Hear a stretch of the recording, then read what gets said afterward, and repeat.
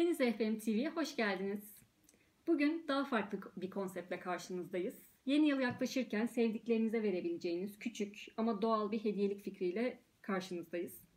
Hediyelik yapımı için bize lazım olan malzemelerimiz ise çok basit. Bir top jüt ip, makas, silikon tabancası, pense, tornavida, kumaş. Biz evde olan bir kumaşı kullanacağız ama herhangi bir kumaşı kullanabilirsiniz. Desenli olabilir, desensiz olabilir. Tamamen size kalmış. Ve ormandan topladığımız birkaç küçük dal. Hediyelik yapacağız dedik ama acaba ne yapacağız? Tahmin etmesi o kadar da zor değil. Gerçek hayatta yaptığımız teknemizin minyatür halini yapalım istedik. Yapması çok kolay bir hediyelik. En fazla yarım saatimizi alıyor. Ayrıca çok ucuz, hiçbir maliyeti yok. Tamamen dışarıdan topladığımız dallar ve evde bulunan herhangi bir kumaşla yaptığımız bir hediyelik olacak ve tamamen doğal bir ürün diyebiliriz. İsterseniz başlayalım.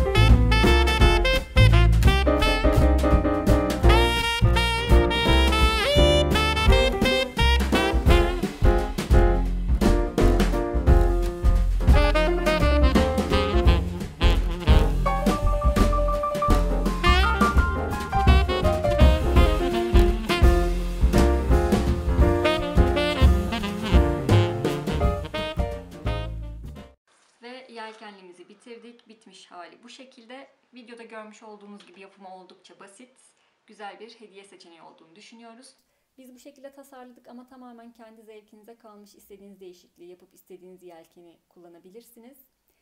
Videoyu beğendiyseniz beğene tıklamayı ve kanalımıza abone olmayı unutmayın lütfen. Bir sonraki videoda görüşürüz. Hoşça kalın.